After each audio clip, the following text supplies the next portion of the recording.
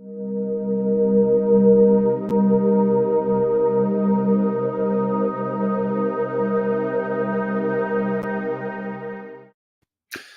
hello and welcome back to the Alliance Against Seclusion and Restraint live series. My name is Guy Stevens. I will be the host today, and I am also the founder and executive director of the Alliance Against Seclusion and Restraint. For those of you that might not be familiar with the Alliance Against Seclusion and Restraint was formed just a little over 3 years ago now. We were formed March in 2019. Times move quickly. We were formed really around the issue of restraint and seclusion, initially around the use of restraint and seclusion happening in schools across the country. What I would tell you is that we continue to kind of grow, both our mission and our concerns. We're, of course, concerned about the use of restraint and seclusion wherever they might be happening, whether it's in the healthcare field, whether it's in behavioral health, whether it's in a troubled teen facility, a acute psychiatric facility. We think there are better options than restraint and seclusion. We're also concerned more than just about restraint and seclusion. We're concerned about all the things that happen to people very often in the name of behavior, when there are far better things we can and should be doing. So today I'm really excited to have another special guest with us. Today we have Lee Collyer joining us today from Washington State. I'm going to tell you a little bit more about Lee here in a moment, but I do want to tell you a little bit about our program. As you may be aware, we always record these, so they're available after the fact on YouTube, on Facebook, and we make them available as an audio podcast as well. So if you want to listen, you're always welcome to do that. If you have any questions, so today's show will be an interview format. So what I would say is more of a conversation. Lee and I had a chance to talk in December, and I think it'll probably be more of a conversation than anything else. But we want your questions. We want your feedback. So if you have questions during the interview, please put those in the chat. I'll be keeping an eye on the chat during the conversation. So with that, let me go ahead and introduce you to Lee Collyer. And Lee serves as the Director of School Health and Student Safety at the Office of Superintendent of Public Instruction in Olympia, Washington. Lee has a 15-year plus experience leading and designing programs for students and families in various educational and residential environments. He has presented training and trained professionals nationally in topics such as positive behavior support, youth readiness, special education, poverty, classroom management, crisis management, seclusion and restraint elimination and reduction, and multi-tiered systems of support. Lee was actually raised in rural New England, and we were just discussing that and discussing the weather. I'm here in Maryland today, where we've got a lot of gray skies. Sounds like a much nicer weather there for Lee in Washington State, but he reminded me of the cold and the snow in New England, which is obviously much more than I'm used to here in Maryland. Lee mentioned that he had a 10-year pit stop in Oakland, California, and that his entire career has been spent partnering with and advocating for historically marginalized students and families in public, private, and institutional settings. Lee has extensive experience helping nonprofit, district, and building teams develop sustained systems strategically to effectively support all students and all tiers of intervention. And the title of our show today was actually All Students Means All Students. And Lee and I had a chance to meet back in December. And I remember we had a fairly long conversation. And of course, I had been made aware of the work that you were doing through a parent I connected with through the Alliance, and heard some really fantastic things about you. But what was really amazing to me about the conversation that we had was how much we were on the same page on so many different things. And it's always so nice to connect with people that are doing really meaningful work. And it sounds like you have had a history of doing that. So Lee, without any further ado, welcome today, and thank you for joining us. Thanks, Guy. Excited to be here. Absolutely. So I want to start off, and first of all, I'll let you know that we do have people probably from all over the world watching. We have an audience that not only has people here in the United States, but we have a lot of people from Australia, New Zealand, the United Kingdom, all over the world who watch this program, and of course are concerned about some of the same things that you and I spend a lot of time thinking about. And I would invite people that are watching today, let us know who you are and where you're from. It's always fun to see who's on the line today. But Lee, let's start off with a little bit of background. So of course, I had a chance to talk to you a bit about, kind of what you're doing now. Why don't we start with the here and now, and we can work our way backwards. So, working the state that you work in, What are you doing currently? And maybe then you can kind of go backwards and tell us how you got to where you are. Sure, sure. Yeah. So I work for the state education office in the state of Washington, which is known as OSPI, the Office of the Superintendent of Public Instruction. We have a statewide elected official who's in charge of the office, and it functions like the state agency in most other states. And I am the director of school health and student safety. So I oversee behavioral health and suicide prevention, comprehensive school safety, social emotional learning, school health and school nursing services, and Title IV, Healthy Schools Washington, and then restraint and isolation, technical assistance, and data collection. Mm-hmm. Um, and I have been with the office for 4 years, and I've been in this position for about 6 months. Prior to that, I was in special education, which was what brought me to Washington. So I was working in our special education office, really focused on behavior, discipline, mental health, that sort of intersection of for students with disabilities. And I started leading our restraint and isolation. We say isolation rather than seclusion here, but it means the same thing. So I'm gonna use the words interchangeably as we talk. No worries. So I sort of started that work really about 2.5 years ago, really supporting the data collection and technical assistance around restraint reduction, and really, hopefully, pushing our state toward the elimination of the use of isolation, and really a drastic use of the elimination of the use of restraint. That I really believe is that, because that's, it's not best practice. We should be doing a lot of other things before we get to that point of the emergency intervention, right? So that's what we're talking about today, I guess. Absolutely. And before you went to Washington State, you were in California, is that right? I worked at a nonprofit for about 10 years called Lincoln, or Lincoln Child Center. Lincoln was the first integrated orphanage in the state of California, originally in the 1880s, and I worked with them as their director of school-based services. So we provided special education and behavioral health services that we pushed into schools all around the state. Prior to that, I was the sort of program manager for their day treatment program at our non-public school, which is really where I got really started in sort of restraint and isolation reduction efforts and eliminate. And that program was a non-public school. It was kids with significant externalized behavior challenges who were not successful in mainstream school environments, and we took them, and it was a program that I took over was out of control. Frankly, kids were getting hurt, staff were getting hurt. We were restraining and secluding kids, and then over 3 years, and I'll elaborate on this further however we want to. We eliminated the use of isolation entirely, and we reduced restraint by about 85%, and eliminated staff and reduced staff and student injury by 95% across the board.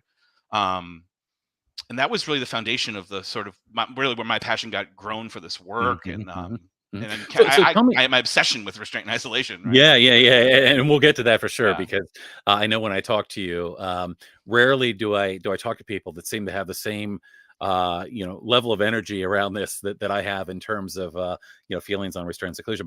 But let's stop for a second and talk a bit about, you mentioned this was a non-public school that you were working with. Is that where this started? Or it was called Kanye's Academy in Oakland, California. And I was, previous to that work, I was actually I was doing quality improvement analysis. I was the data person, just being like, wow, this is a lot of restraints. This program's got a lot of problems, huh? And eventually I was put in charge of the program after enough people were removed and we had enough problems in the program, frankly. And tell us a little bit about, how big was the school?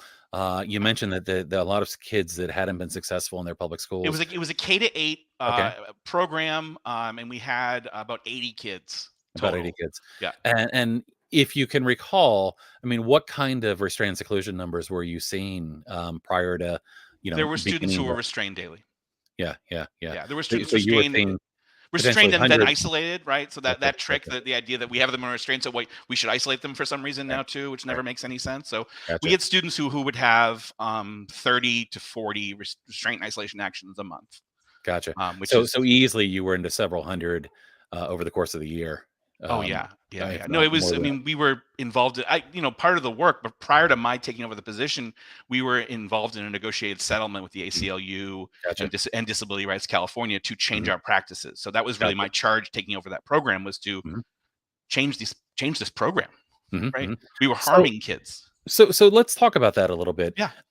what you had looked at the data, you knew there was a problem, you knew that the teachers were getting injured and staff were getting injured and kids were getting injured. It sounds like you already knew that there were better things we could be doing. How did you, over that period of time, how did you bring about change? How were you Yeah, able to go that's great. from hundreds of instances to eliminating isolation and seclusion and really minimizing the use of restraint? How did you get there? Tell us your roadmap. That's great. Well, I had come from, I had a social work degree at the time, and I had come, my previous experience was in a juvenile facility as a clinician, and I did a bunch of policy work, but really my work got started in what was called a hands-off program. We were a therapeutic boarding school in New England, and so I didn't understand why programs needed to be hands-on at that, right? So I came into this program that was restraining and isolating kids saying, well, there's so many other ways to do this. We can do this so much better, right? Why are we doing it this way? But I also hadn't worked in a K-8 facility with kids sort of at this acuity too. So I learned a lot on my feet. We were looking at what other programs were doing. And there was a leading program in Southern California, a program called Casa Pacifica. And they're in Camarillo, California. And the two gentlemen who were sort of their training director and the residential director were named James Freeman and Tony Reyes. And we had sort of learned through, the California network of nonprofits that there was this program working with pretty high need students with externalized behaviors in Ventura, Camarillo, California. And so we wanted to know what they were doing. How'd they do it? What was their program? So we reached out to them, frankly, and got some incredible work. And James and Tony became mentors of mine in this work, and supported us with initially with training, some train the trainer programs. We got connected with Dr. Ross Green through them, and implementing collaborative problem solving programs. We started implementing life space interviewing, life space crisis intervention programs. We also started looking at debriefing programs. So I think about what we did. What did we do, right? I think about it like the crisis arc, the sort of continuum of like, what do you do when a kid's starting to get upset? What do you do when they are actually upset? What do you do in the crisis? And then what do you do afterwards, right? And the problem was when we were training adults to work with kids, we were only training them at the peak of crisis. We were saying, all right, here's these tools when the kid gets really upset and is acting out aggressively or with externalized behaviors toward other kids. Here's how you physically manipulate it. But that's not the skills staff need. Right. So we boosted our training program to train before, right? Collaborative problem solving, the sort of pre-crisis problem solving skill intervention, and then post-crisis, right? How do we help students learn from their mistakes and learn from what's going on? So and implement a debriefing program with staff. How does staff learn from their mistakes and what they're doing, right? So that's sort of triumvirate. And we really reevaluated our crisis program at the time. We were using a program that was really encouraging more traumatic interventions. So we eliminated the use of floor restraints and wall restraints, and really only used a two-person standing restraint that was really limited. And we also implemented a program where we would need to have administrative intervention after about 5 minutes if a restraint went too long, right? Because that's when kids they're disassociated. They're in an actual crisis, right? They're not cognitively connected. So holding them longer often isn't going to be helpful, right? The trick I learned in those moments was that if I ever saw a restraint, I would say the same thing. What happens if you let them go? Right. And if they didn't have an answer, we were going to let them go. So bringing in training obviously is a huge piece of this. But one of the things that I found in working with, school districts, parents, and others is, in my own experience, is perhaps the hardest change to make is the culture, getting people to move away from the idea that we have to do these things to keep ourselves safe. And the way you talked about your story mimics so many others that I've heard that have been successful, in that not only were they able to eliminate isolation or seclusion, they were able to significantly reduce the use of restraint. And typically what we find is teachers are more satisfied after that. They're able to, save money from lost wages and workman's compensation. But that initial work of shifting staff perspective, because there are many people that believe we need these things to keep ourselves safe. Yeah. And of course, the data shows the opposite. The data shows when you go hands-on, you're more likely to get injured. But how did you make that shift? How did you help bring people along? And I would venture, because I've talked to a lot of people about this, whenever you do that, there are people that will be ready to come along with you.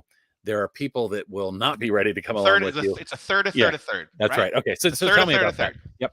1/3 of people were waiting for you to make this choice. They were waiting around, and they are elated.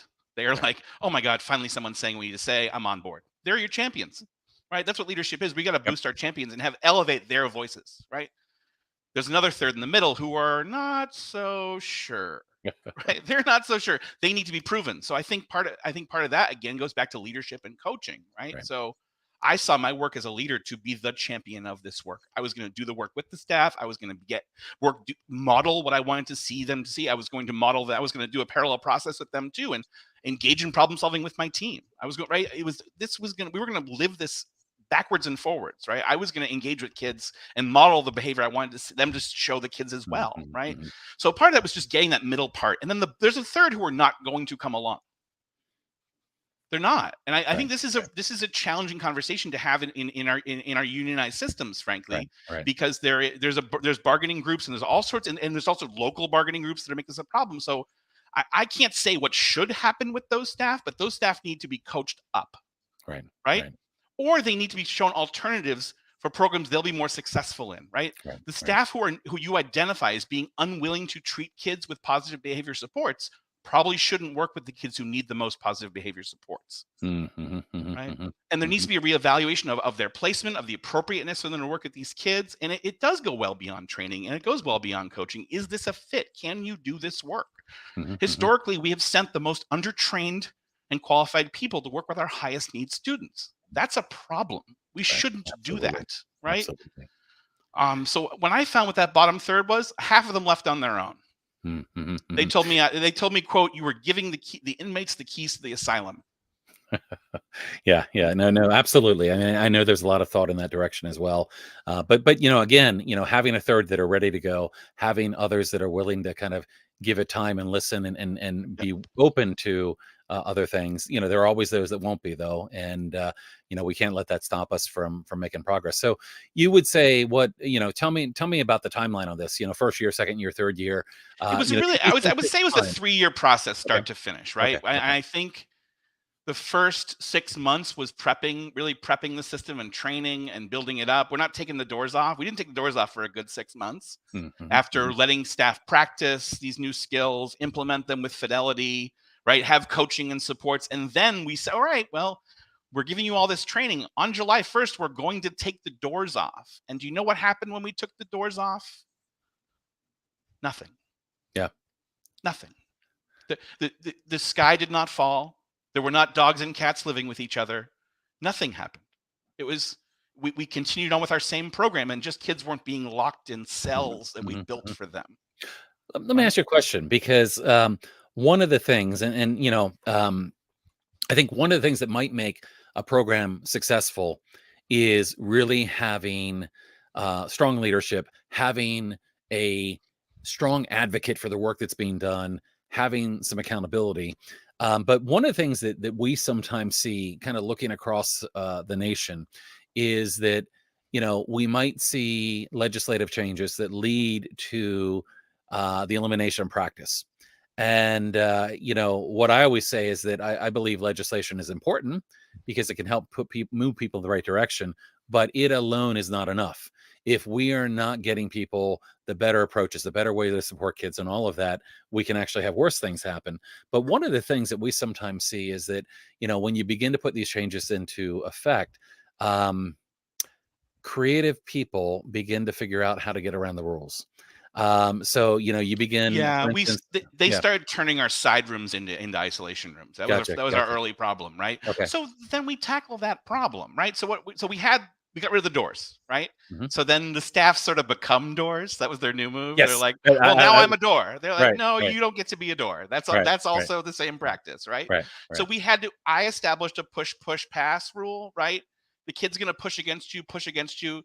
If you're going to let them go, or they're going to go back, right? It was sort of like, it was just a rule we created internally to be like, you don't get to hold them in there. If you think it'll support their learning to have them stay in there, you're welcome to be a boundary. But if they're trying to get by you, you're going to let them go because they're not a threat to themselves or others. Right? They're not creating serious harm. But we had to really get micro on a lot of this stuff. I got obsessive about it. I got to say, I was working 12 hours a day and like thinking about this constantly. This became right. Well, so I've seen that thing, that you mentioned happen exactly like that, which is suddenly, well, we can't use seclusion or isolation. We're not going to put them in, and we're not going to shut the door. And some of these laws don't even mention doors, but they will then use their body to prevent the child from leaving. But I've seen even other versions. In Maryland, we have legislation around exclusion and legislation around seclusion. Exclusion, of course, is somebody being moved to a separate environment, but they're not prevented from leaving. Okay. Seclusion, of course, they are typically in a room or area against their will and prevented from leaving. Well, we see people try to kind of mesh those two things together and say, well, we're not going to let them leave, but we're going to have somebody in there. So it's not seclusion by definition. It's not exclusion either. I guess we're just in a big gray area. Pushback I say to that is, well, it might be a restraint. That's right. Well, that's a great. Might be a restraint. That's not okay. You're not secluding them by the, because I'll get into semantics about the law all day. You want to play law semantics? We'll play law semantics, right?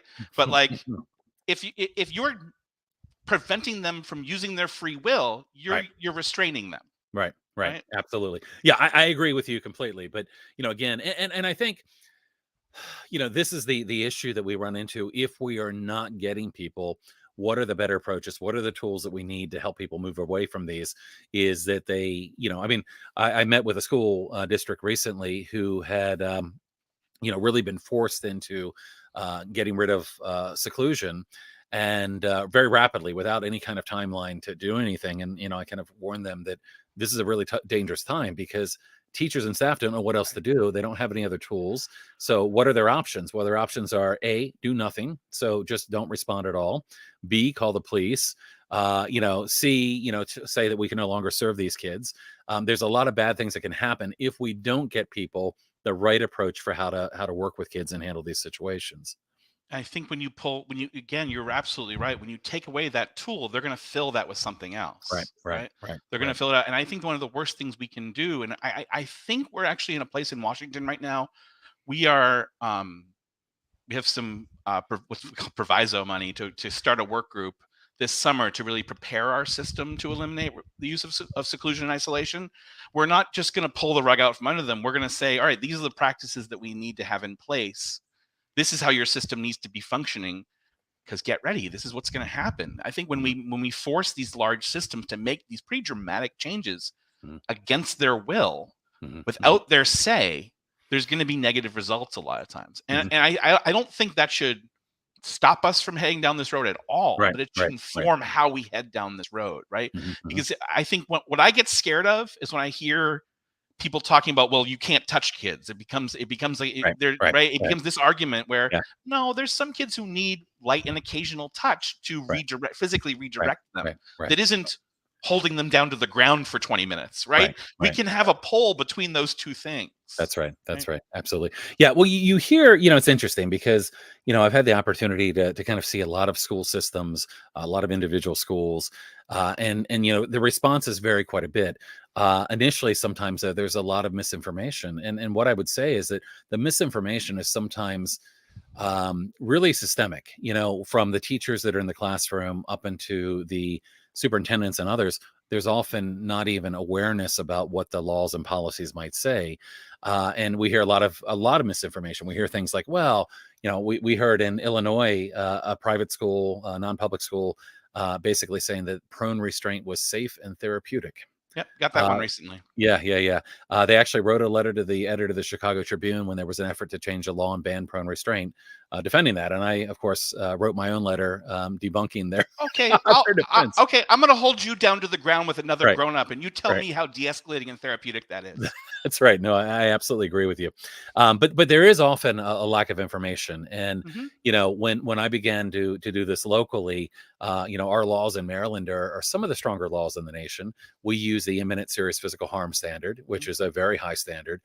Yet, when I began talking to people, they're like, well, what's that mean? What's imminent serious physical harm mean? I'm like, well, it means life or death. Well, that might mean something different for you than it means for me. No. It means that someone could die if we don't intervene. It means somebody could sustain a serious injury. This is not a cut or scratch or bruise. This is a serious situation.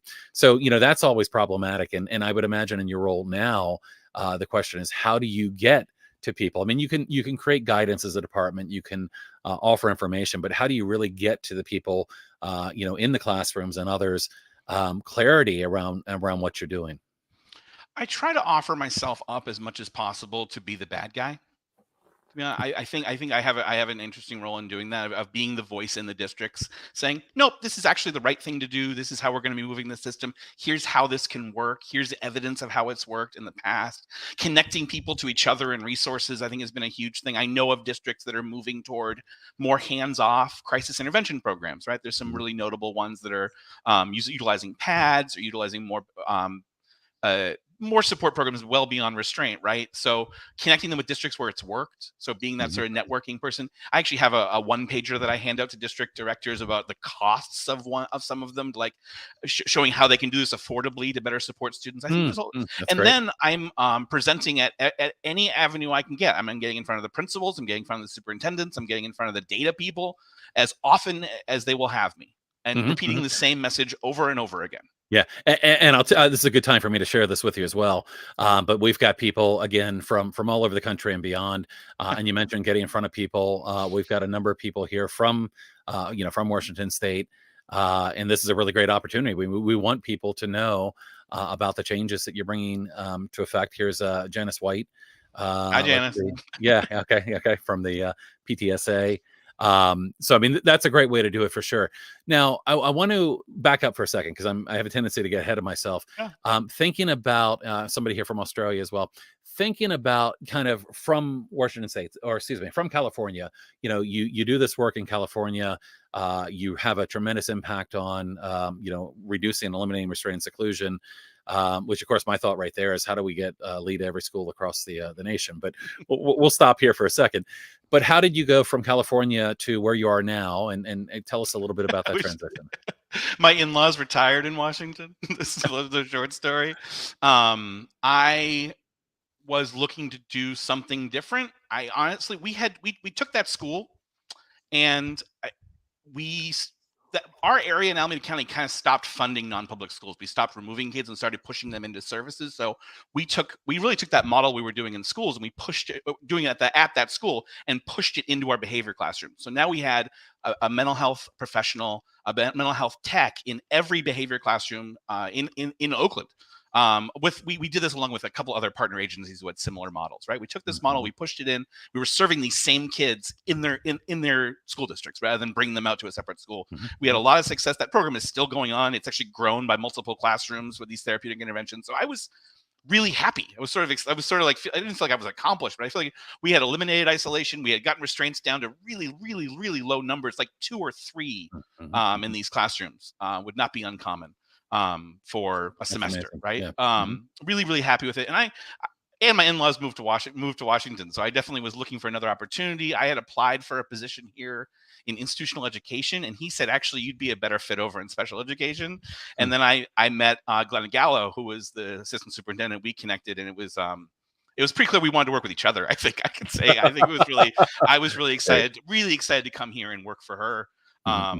And she's actually moving on to a position with the U.S. Department of Ed in special education. So we're really excited to see her as a director at OSAP. No, that's great. We need allies in high places for sure. I think we are incredibly lucky as a nation to have someone like Glenna moving into this position at the Office of Special Education at DOE. So that's great. She really got me excited to know I could come here and start. We started really inching into this work, and then there was a proviso path to really support this work with dollars. And I moved into a restraint and isolation specific position about a year after coming to Washington, because that really was my expertise area. And I wanted to support restraint reduction efforts. We didn't have a funded position here for the first year and a half I was here.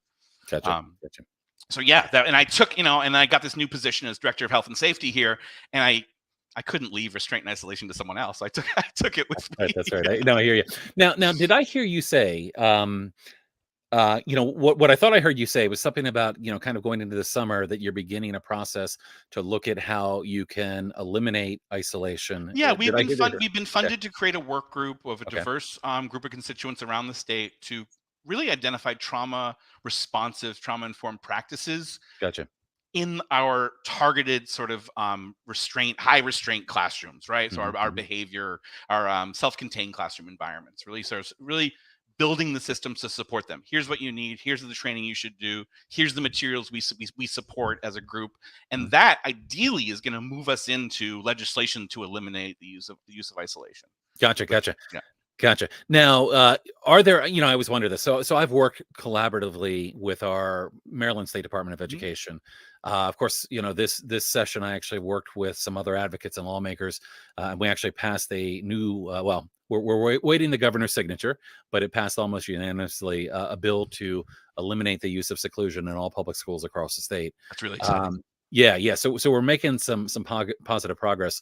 I always kind of wonder where the Department of Education can do things by policy, even without state law.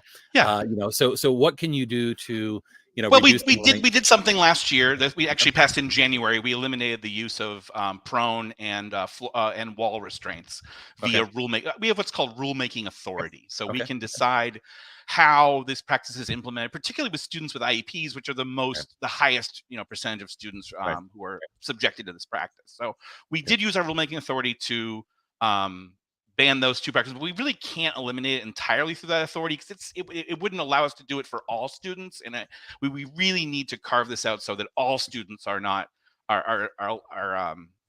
not subjected to these practices disproportionately, right? So we have a limited within our rulemaking authority. We can sort of nuzzle in with the law. We can say you can do this, but here's how you can do it. But we can't change laws. Gotcha. Right? So let me ask you this. You and I have talked before, and I'm going to probably put you on the spot a little bit later, but hopefully not too bad. Yeah. About feelings on restraint and seclusion. I think, we're probably fairly well aligned. I mean, my thought is that after a lot of research, I cannot support the use of seclusion under really any circumstance. No. The harm that's caused and the lack of any benefit to using seclusion, I just can't support it. Now, restraint, I would say, should be exceedingly rare. And unfortunately, it's not. We see kids restrained all the time for, minor behaviors and power struggles and all sorts of things. I have a list of absurd reasons in my head why. Yeah, absolutely. Right? So thinking about that rulemaking process, is there any room for, trying to prohibit the use of seclusion before you get there legislatively? It is allowable through the law, so we can't prohibit it through rulemaking. Gotcha. We have a law stating when it's allowable, so we couldn't we could eliminate. We could kind of nuzzle around the edges of it, but we couldn't actually eliminate it through rulemaking authority. And the committee that you talked about, will that also be involving parents or members of the community? Specifically called out in the perfect. Parents and those with lived experience. Yeah, sure. Yeah, and I would just ask you that when you get there and you're looking for people, please let us know, because we've got a lot of people in our community. I'd be happy to reach out to people that we know throughout the state. We want to get as wide a berth as possible. So great. I know I've gotten a ton of energy already on this work group. So I will. Yeah, I'm sure. Yeah. Great. That's fantastic. So let me put you on the spot for a minute. So please, when you and I talked back in December, again, as I mentioned earlier, was kind of really taken by your passion for this and the work that you've been doing, and the progress that you made. But you were also very direct about what you thought about, and again, I recognize the separation of, Lee working for OSPI and Lee opinion, but you had some very strong things to say about the use of seclusion. Is that seclusion is a legal practice in the state of Washington? It's also a form of child abuse. Right. Locking students who are traumatized, who are in a disassociated episode, often into a isolated environment from which they can't leave, is traumatizing. It's harmful. It's a form of abuse on that child. It's also not an intervention. I also want to it's a failure of intervention. Absolutely. Right? Our interventions have, and I think when I see lots of restraints or lots of seclusions in a program, I look at that program director and say, why are there so many emergencies? Right. Why are there? And if you're saying there aren't, why are you breaking the law so much? Right. Yeah, I mean, those are points I've made on a number of occasions, which is, again, if these things are emergency situations, and if they go that step further and say, imminent serious physical harm, if you're having hundreds of these instances in the case of a school over the course of a year, what is happening there that environment is so unsafe? A single instance like that should be remarkable. It should be like, oh my gosh, there was this life or death situation that happened in this school. Yet that's not it. I mean, that's not what's happening in so many places. We see, again, well, you can share with us. I mean, if you're willing. Oh yeah, I call it a culture of restraint, right? So we had a student who was being restrained for being out of area, right? So he was a young cat. He was 7 or 8, and he would leave his classroom. This is a common behavior, like wandering. I get calls about wandering all the time, wandering out of area behavior, right? So he's 7 or 8. He's wandering out, and if you read in his behavior plans, it says he wanders out to the playground, and then staff would come grab him and physically bring him inside. And we asked, why are you doing this? And they said, well, there's a creek about 400 yards that way. I was like, what? What? Why do we? Well, he could run in the creek. He could fly to the moon too, but he's not like, I don't like, that's not a situation we're dealing with in an emergency. This is a kid who doesn't want to be in class because something's happening in that classroom that's not supportive of his learning, right? That he's not engaged with, or there's something he's not getting, right? What's getting in his way? We think, oh, this kid's manipulating us, or he's trying to get out of something, right? I come from the kids do well if they can model, right? What's getting in this kid's way? If this kid could do well, he would do well.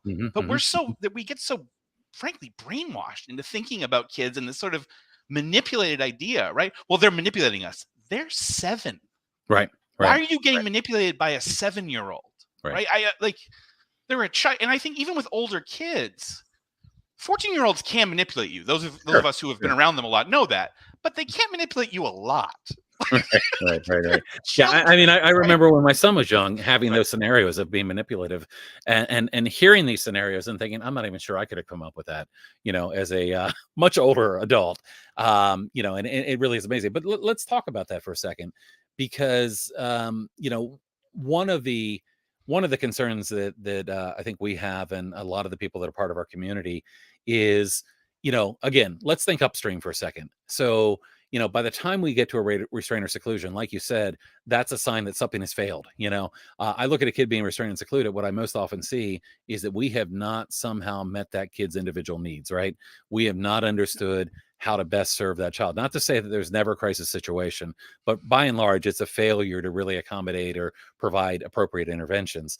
So if we look at a lot of the way our schools are designed, I'm with you. I'm a big believer in, kind of the idea that kids do well if they can. I believe it's more often a matter of skill than will.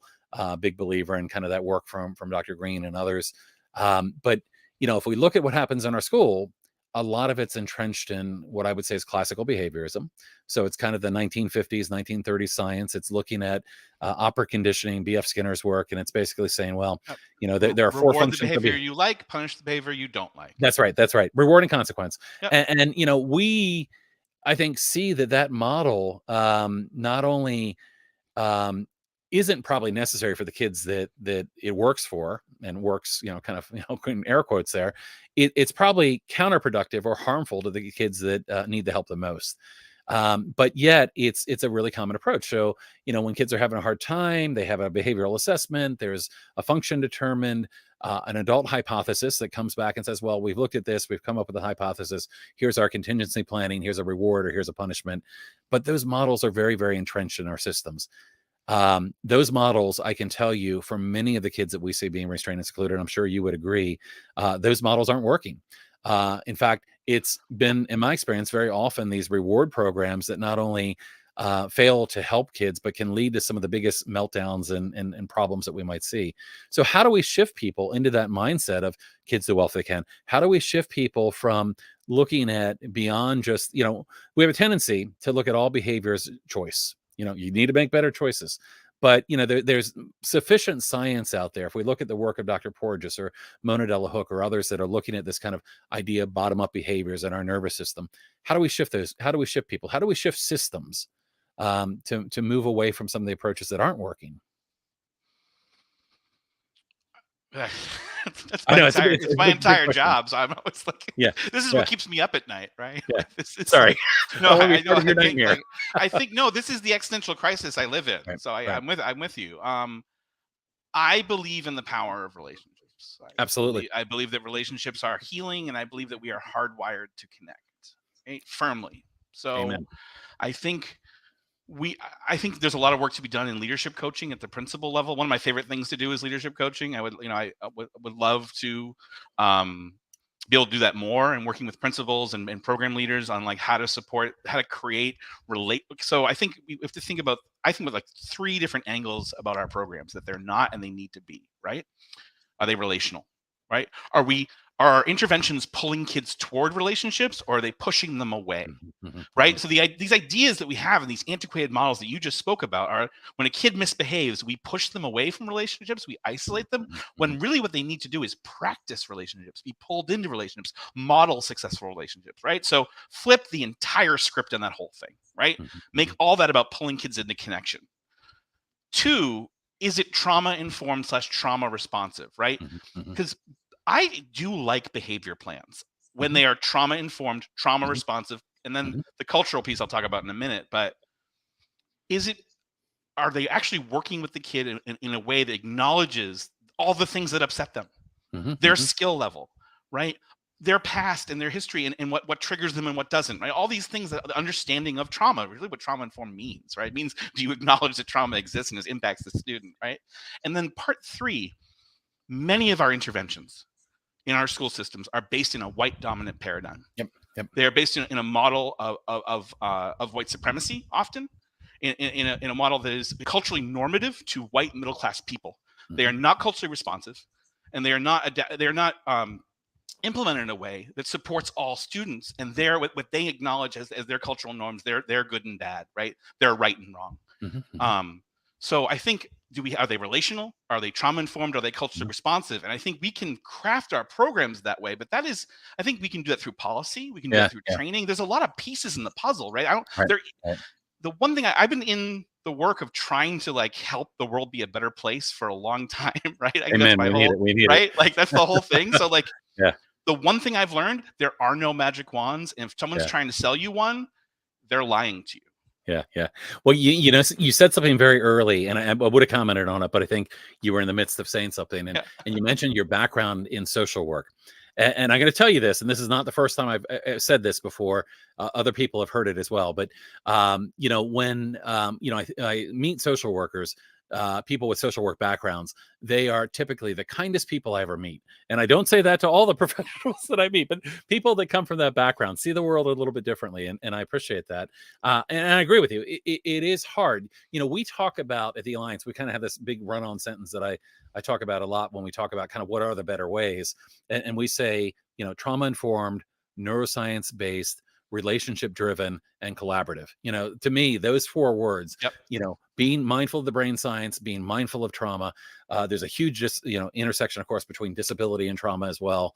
There's so much more that we can be doing better, but so many of our systems are kind of rooted in compliance, rooted in reward and consequence. And those shifts are really difficult to make. And the idea that you're going to heal trauma through behaviorism is insane. Right. Absolutely. Yeah. So that's something that's very near and dear, to our hearts here is how we can shift people in those directions. We restrain kids in our self-contained classrooms, right? Generally in this country, that's sort of where the bulk of it's happening. Why? And those environments aren't healing environments. They're not environments to care for children. They're environments to change their behavior, which is really broken when you break down what's causing the behavior in the first place, right? The trauma these kids hold and walk with every day. Right? You mentioned something a few minutes ago. We were talking about behavior plans, and you said, well, I love behavior plans, but ones that are rooted in kind of trauma-informed practices. Now, of course, one of the issues is that we see a lot of behavior plans that aren't. I have seen some behavior plans, and you have no doubt seen more of these behavior plans that just kind of blow your mind.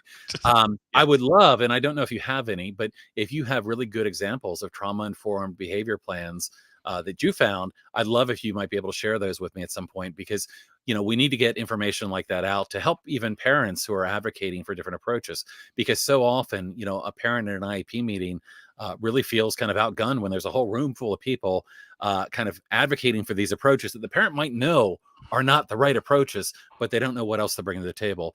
I had a friend from the Attachment and Trauma Network share a copy of a behavior plan that they had worked with a colleague on that was, kind of more in that trauma-informed sense. But anyway, I just put that out there to you if you think about Absolutely, it. yeah. I If think you that's have something we can anything, partner with in the future for sure. yeah. And let me get a couple comments here because I've been monopolizing all of your time, and I want to let people know now's a good time if you have questions or comments to put those in. But let me get to a couple of them here real quickly. We had this question fairly early on, and this is from Christy Robinson. As we rightfully pay more attention to restraint numbers, how do we incentivize schools to actually report incidents? I'm hearing that they're being drastically underreported, and mentions in Seattle. And of course, that's an issue that we see, and not just us. The Government Accountability Office kind of said the same thing. Do you have any thoughts on that? I mean, what you're doing to try to get accurate data? It's one of my larger nightmares is the data collection involved in this, and the misinformation around data collection. I think that many school districts have gone to private entities to how to train them how to report data and what is and is not a restraint. They've looked to their risk pool to define what a restraint is and what it is not. And I think that is incredibly problematic. I think if we are going to really incentivize districts to report, there needs to be a larger mechanism in each state a larger infrastructure in each state to support that data collection. We currently have $0 identified. We're spending out of our own budgets for this, but we're not actually funded by the state legislature to do anything around restraint and isolation at this current time. I think state offices need to develop an infrastructure to support that. Right? So you don't have a statewide system for reporting. I can tell you how I can tell you how the state works. In our state, it's actually I see someone actually in the comments saying data isn't. The law says that the district's not required to report to OSPI until December 31st of the following year after the school year ends. So our school year ends in June. They aren't required to report to us until January. We then spend the next 3 months cleaning the data, frankly, getting districts to report the data too, and then posting it publicly, which we did about a couple weeks ago, actually last week. That's a year after most of these incidents have happened. It's pointless, right? We're not actually affecting change with that. We're sort of tattletaling on districts and examining their practices. If we're going to support this system, we need to have systems in place. How do we support it at the building level? We fold our restraint and isolation, reduction, elimination into yes. There are many issues with data accuracy for sure across the board in our state. I would never say that our data is 100% accurate. We need to fold restraint and isolation into our multi-tiered systems of support practices. Multi-tiered teams. So tier 3 specifically, our tier 3 teams in schools need to be looking at restraint and isolation data. 100% needs to be folded into those practices. It cannot be something held. What happens in these districts is it's held separately by one person in special ed. Right. And that one person is in charge of that for the whole district and is the expert or the champion for it. And it really can't be that. It has to be folded into the larger system. We send these kids to these behavior classrooms to get rid of them. And we get rid of them because we can. Because they are our most marginalized students, our students with the least resources, and we push them out to portables across the parking lot, and they are sent out there to be hidden, right? To not be intervened with a lot of times. Yeah, it's heartbreaking, and again, thinking about the things that keep you up at night, I'm sure that's one of them. How do you, in your role, support, and that's the word I'm going to choose here, support districts that are struggling, that are having a hard time, that things are happening at, that you're hearing, whether it be complaints, allegations, or just seeing data from, how do you offer support to begin bringing some of those districts into a better place? Yeah, I think, again, I'm going to go back to my own personal philosophies on this, that I'm relationship driven. So I think the first thing I would do, and I tell parents this a lot, but I would talk to often these are students with IEPs, right? The building principal, the building assistant principal often is not the most knowledgeable person about your student's IEP. Often is not aware of special education laws at all. And if you get lucky and they are a person with special education background, you've gotten lucky, and they can often support you, but they can't. In our state, I recommend, prior to engaging in any formal action, reaching out to the special education director, the administrative special education office and saying, here's what's happening, here's my concern, and going from there. And then then I would start to enter our dispute resolution process, right? The first one being mediation and facilitation of IEP. I think that's one of the great ways to start and can be really successful in some districts. After that, there is the formal complaint process, which is put into IDEA. I think that can be a next step. And then finally, there's the administrative law judge and due process, which I never recommend. And I think the thing I also never recommend is don't rescind your rights to special education. I would say keep those rights. That's your backup by the government, by law, as it protects your student. Keep those as much as you can, however frustrating it may be to be in the system you're in. Yeah. I mean, it's definitely tough, and I hear it a lot from a parent's perspective that they've begun a conversation with the teacher that hasn't gone well. The teacher defends and says that what they're doing is something that they're allowed to do, and kind of defends it. And you go up the chain, and sometimes there's not a whole lot of support for the families that are concerned about what's happening, and frankly, a lot of misinformation that goes around in those circles. I mean, it's amazing some of the things that I hear that parents have been told about these practices, and a lot of it gets down to that kind of misinformation, and it's widespread sometimes. And I'm not talking specifically about Washington State, but just kind of across the country, it's widespread that people really don't know or understand when these things are even appropriate to consider using. And there's a lot of gaslighting that goes on for parents by the time they've escalated to due process or a state complaint or something else. There's also a culture of normalcy of restraint, that restraining kids a lot is just what happens. Oh, that kid just gets restrained a lot. Right. That's not a thing. Right. Your student should not receive, if your student is restrained multiple times, right? I look at what we call it a pattern of behavior. If there's a pattern of restraint, 3 in a week, right? Something like that. If you see that pattern of behavior, they have to change what they're doing. They can't keep on doing the same thing. Right. IDEA is very clear that they have to change that pattern of behavior, and that removal, that restraint, excessive restraint, is a FAPE violation. It's a denial of free and appropriate public education that is embedded in the Individual Disabilities Act. Right. So you have rights within that if a student is being restrained too much. Yeah. Well, I took a note when I talked to you before, and I'm gonna quote you on this if you don't mind, and tell me if I get it wrong. But the quote I had you saying was, "One restraint is enough."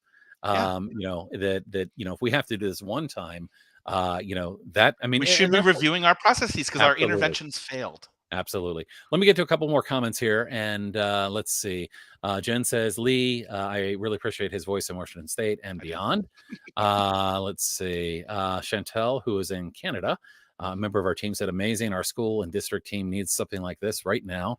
I'm sure if there's any opportunities to clone you that, we're going to have some requests here. Sandy Dawn said, yes, it's a failure of interventions. Thank you.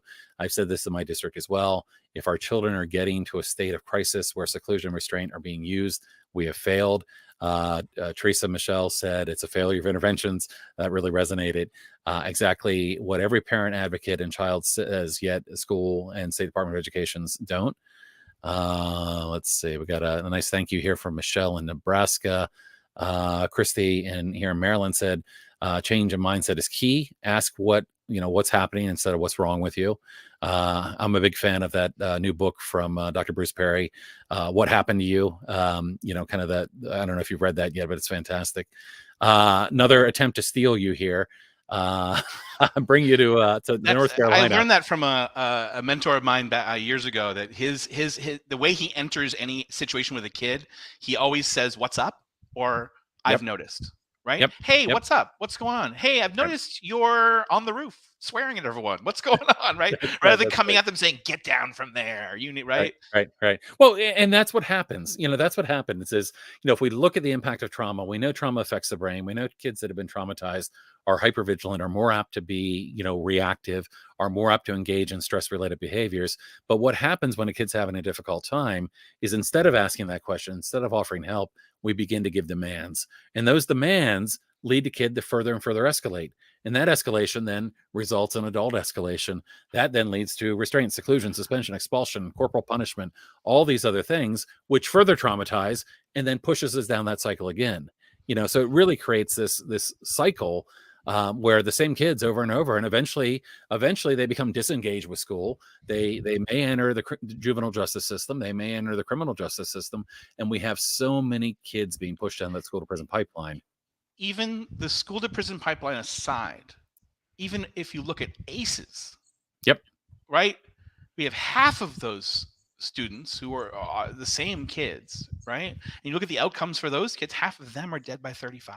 And when I talk about working with students with emergent, right, particularly students, my definitely backgrounds in students with identified as EBD, right? So when you look at those kids, right, we're in a crisis at that point. These students they're going to end up dead or in our juvenile justice system. So if we don't see this as an emergency to support these kids in any way possible, we're doing it wrong. Yep, absolutely. Right? Absolutely. Yeah, I think I might have shared with you, but I started doing this about 3.5 years ago, and started the Alliance about 3 years ago, and it was in response to what had happened to my son. But the reason that I've continued to do this is that once you understand what's happening and who it's happening to, for me, and I think probably for you, I felt this obligation, like, I can't just turn my back and walk away. There's so many lives that are being ruined. There's so much potential that we're losing. The world needs people to help bring about change. I'm really appreciative of all the things that you're doing. We need to treat kids differently. Yep. Right. We need, particularly our kids. I think I get into these. I do a series of trainings right around this stuff, and I think I get into this point where I have staff look at their relationship style, right? Mm-hmm. And one of the ones is sort of firm, right, and angry, right? Are you firm and angry? You hold the line? Are you an authoritarian? And people are like, well, it worked with me, right? But we know it doesn't work with these kids, so why are you doing it? Right. We know what works. We know kindness actually is an effective intervention with these kids. Yeah. So what's the big issue here? You bring up two things, and one is, and I've come further and further along here, in this idea, and so many people. I mean, children's rights are human rights. They're civil rights. We should treat children like we would treat anyone else. You can't restrain you can't. Hit a child and call it discipline, and then hit an adult and call it assault. We've got to treat children differently. We've got to value children differently, and especially our most vulnerable, I think, are so so at risk from the trauma and the adversity that they may have been through. We've already identified them. Right. We know who they are. Right. Absolutely. A number of people had commented on here, so if you're able to, about sharing trauma-informed behavior plans. I think I had quite a few people that had said that would be really helpful. Right. Look at this. We have Kara here, and Kara actually, I believe, introduced me to you, if I'm not mistaken. Kara, good to see you. And said data's not getting to OSPI until after the year is over, and that was a problem we had talked about a few minutes ago here. Which wants to keep Lee, so no, they don't want to get rid of you. So maybe we can find other ways to share you. Sure. Do you? And that's really a great place to have a question like this. But do you work with your peers across the country? What I'll say to you is, from my experience, not all agencies, not all organizations, not all whatever we might be looking at are created equal. While there are people in roles like yours, and you are so far along in terms of what you're doing and what you're advocating for, and but it's not the same everywhere you go. So do you have an opportunity to work with peers? Yeah, I can tell you that my job like an organ is on the call. So it's nice to see Lisa, and she is as strong an advocate as I am in this space, and has a deep understanding of the harm that this can cause, and is working within her state mechanisms. I am in touch with California on this topic as well, and Massachusetts, and actually Lisa and I have both talked to Maine together. Okay, great. Yeah, we are definitely. Connecticut, Kansas. I've talked to Kansas. I've talked to the Department of Ed around these topics. So yeah, there's definitely a network of people sort of, we're trying to help each other, right? We're also, I think, really thinking about how to best we're learning from each other's mistakes too. Right. How to best really support this work. Absolutely. And I was just looking through the comments here, and a lot of different experiences. Michelle shared that her son was restrained 8 times a day during the 3rd grade. I'm so sorry. And of course, the impact of that is so significant, not only on her son, but, on her and her family. Let's see. And Teresa said, "Thank you. Let's start using the correct term of isolation and seclusion. Kids are secluded constantly, which should be recorded and tracked for misuse, timeouts, room containments with adults, separation, misuse, misrecess, and etc. Isolation is forced, locked solitude of an individual that removes all human connection." Yeah. And again, bringing that back to that idea of connection. I think that you and I are highly aligned here with this idea of, we need to shift away from attention seeking and move into, these are kids that need connection. They need support. We need relational safety. There's never a time where a kid needs to be isolated. Absolutely. And anybody telling you that is a quack. Right. I don't know how else to say it. Like, they're not informed of best practices or really the last 30 years of research. And you have another invitation to come to Nebraska. So, and Michelle actually works with an organization there in Nebraska. So may actually really want to bring you there for an event or something like that as well. Yeah, I see the hands up there. This has really been interesting. So tell me, what are your hopes kind of looking forward? You mentioned the things that keep you up at night. Yeah. What are your hopes as you move forward? I hope we can ban the use of seclusion in the state of Washington in the next legislative session. I think I'm pretty laser focused on it, and it's about doing it right, not doing it fast. And I am using, I think, most every lever I know and building a pretty strong network to move in that direction. I hope people are mad at me. To be honest, I really am looking forward to the argument over this, and I think I get really nervous when we conflate isolation and restraint. To be honest, I think I am not a proponent of restraint, but I think when we say you can't touch kids, I get really concerned at the ability of adults to engage. And I think when we conflate those two arguments, one of them is a clear no, we should never do this. Right. Number 2 is this needs to be drastically limited and limited by a timeline. And I think there's ways we should be allowed to restrain kids for very short periods of time during emergencies. We should not be using it as a behavioral intervention. Oh, absolutely. Absolutely. So I think about goals. I want to do that, but I want to make sure we can really support our system to do that. That isn't brought up as like a surprise. It's not like the districts actually know what they're doing with regard to it. Right. And do you think that there's a, just kind of wondering the way you said that, a group that might be pushing legislative change in the coming session? There will and when is your next session? We'll start up in January 23. Okay, gotcha. Yeah, we actually one of the things that we did as a project last winter, we were working with a couple of interns from the Heller School of Social Management. We put together a advocacy toolkit for advocating for state level changes in law, and kind of a framework of things that people might want to consider when considering state law changes. So happy to share that. I would love that. I think it's going to be a real team effort, and there's definitely going to be a well, if you do that, the sky will actually fall. And we'll have to ship every student out of state, and you don't want that, do you? There will be fear mongering. We can build this into our systems right now. Right. We just need to start the work. Lee, and this might be me being overly optimistic, but having been doing this for a few years now, I've seen some positive change. We've gotten better laws. We got a better law last year in Florida in terms of ending the use of seclusion. We have 6 going on 7 states that are banning seclusion. We have 33 or so that ban prone restraint. We've got of course the federal legislation is out there and has been kind of something coming back each year and has not moved forward, but I am actually confident that at some point, maybe it's not this year, but I'm sure hopeful that we're going to pass that kind of legislation as well.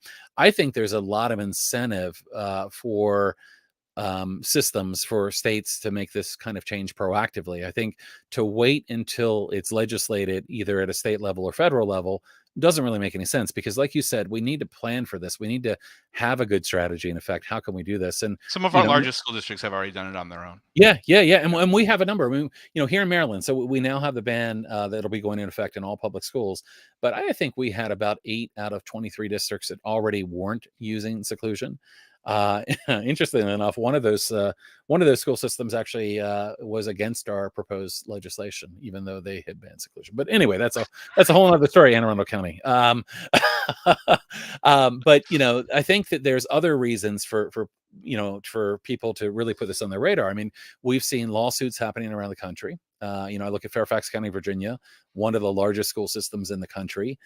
They were sued by 5 parents, and a number of organizations as well, including COPA and Communication First and the Autistic Advocacy Self-Advocacy Network. That ended in a settlement where they actually agreed to ban the use of seclusion. Frederick County, Maryland. I saw one of my friends on here from Frederick County earlier. Frederick County, Maryland was investigated by the Department of Justice for their use of restrained seclusion. Department of Justice, of course, found what would be no surprise to you, which was they were disproportionately, affecting children with disabilities and Black and brown children, almost exclusively, actually, in Frederick County. And that led to a settlement. That settlement has led to a ban on the use of seclusion in the county.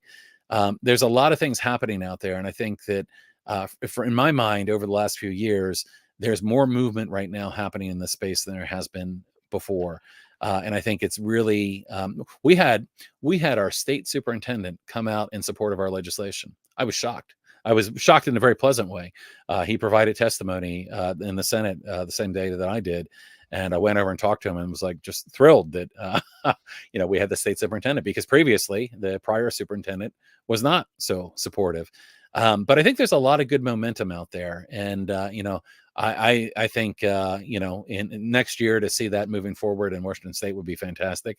I'd love to see states across the country moving in that direction, because I think the more we can get these happening, the more progress we're going to make. And part of that, though, is really getting back to that idea of what are the better things we can do. So what's best for kids, right? What actually helps kids? We're in the helping kids achieve business, right? What's actually good to help them achieve? We're trying to get them to this point of graduation. How are these practices supportive of that, right? Yeah, absolutely. And Lee, I believe, and we say this a lot. I mean, our vision statement is about safer schools for students, teachers, and staff. Okay, I firmly believe that we can eliminate seclusion. Let's just say that. There is a business argument for this that I think is actually very compelling to people when they will actually listen to it. Right. Yeah. But I think you can absolutely reduce and eliminate those practices and make the school environment safer for everyone, and have better teacher satisfaction, and have fewer injuries. So it's not a matter of doing these things is going to be worse for people. If we do that right, we're going to make things better for everybody. Yes. 100%. Absolutely. So a couple more comments here, and then I will, wrap up here in just a moment. And we have a lot of thank yous here. Thank you for doing this work. And this is everything to our families. We had Sandra said, I hope people are mad at me. Love this. And Michelle jumped down and said, be the bad guy. Sometimes we have to. Krista Kimmel, who's a friend in Maryland here, said, if Congress will listen, I will tell our story. And that's important. It's important to share our stories for people to know the impact that these things have. So lots of positive feedback here. Any final thoughts as we're wrapping things up? Anything you want to share? We've got a lot of parents here, but we've also got, educators and self-advocates. Anything you'd like to share with the audience? I think this is actually an interesting moment in time. Kimberly Naxted, she used to be at the Department of Ed, and she actually worked for a bit for the Education Committee in the Senate. She actually is Biden's special education advisor.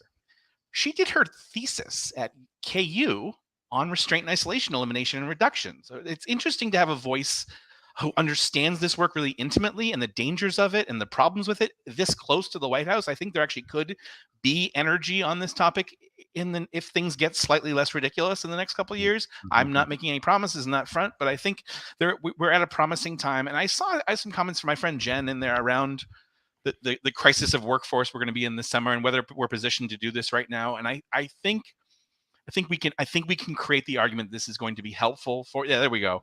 Yep. I think the essential strategies to address ineffective practices of restraint and isolation are training staff in something other than right response, or they need to have a tools in their tool belt to intervene with kids differently that are then supplemented with coaching and behind it, right? You can't just train. When you train, you have to coach. So we need to train staff in pre-crisis intervention tools to mastery that is then coached through some sort of coaching model to support these kids. This is the model we have to infuse into our programs, and can be done and is being done in a number of our districts, but there needs to be a shove in that direction. And we're constantly doing that work, right? Absolutely. Well, thank you so much for coming and joining us today. And, I mean, again, the first time I talked to you, it was an amazing conversation, and really fantastic, not only to hear kind of the journey that you've been on, but the work that you're doing, because, it's all about doing things that can influence change. And, you are in a position where you're able to influence change. Certainly, I really appreciate the opportunity to have you, kind of share with our wider audience here about the things that you're doing there in Washington State. We need people like you, Lee, across the country, and we need to support people that are doing this work. And I think we go back to a lot of the same things in terms of it's about shifting mindsets. It's about shifting away from approaches that aren't working. And you're just doing amazing things in that area. So thank you so much for joining us today. I will let you go, but we had a lot of really great comments here, and people that were very thankful and grateful for you being here today. My pleasure. It's always fun to connect, Guy. Absolutely. I'm looking forward to our continued partnership in this work. Absolutely. Sounds great. Well, I will let you go. I have a quick announcement here that I'm going to share, but Lee, I will let you go, and thank you so much, and we'll talk again soon. Thanks. Thank you, everybody, for joining us today. I hope you enjoyed today's show. Really great opportunity. We often are working inside of systems that seem to be working against us. And, it's really great to meet people like Lee that have a career in trying to make change around this. And we know that it can be really difficult, whether you're on the inside of a system or the outside of a system, to make change. But it takes people that are willing to do things to try to change things. And I'm very appreciative of the work that Lee's been doing, and all of you for joining us today. I did want to mention real quickly as we wrap up, again, we're going to have another session in 2 weeks. Very excited. We have Dr. Alex Klein joining us. And Alex, I had actually seen part of a presentation Alex had done talking about kind of neurodiversity affirming care. Really resonated with me. Alex has been a fantastic supporter of the work that we're doing as well, but really excited to have Alex come on and talk about how we can kind of understand, assess, and support, autism, autistic spectrum conditions. And Alex has a lot of great things to add. So be sure to join us again in 2 weeks. And as always, thank you so much for being part of the community. Keep, as Michelle said, be the bad guy, do what you need to do. I want to thank all of you that are out there that are doing work to change systems. Whether you're in, North Dakota, or you're in Nebraska, or you're in, North Carolina, Washington State, Oregon, wherever you might be. Thank you for doing all the things that you're doing. And look forward to talking to you again real soon. So thank you very much, and we'll be in touch again soon.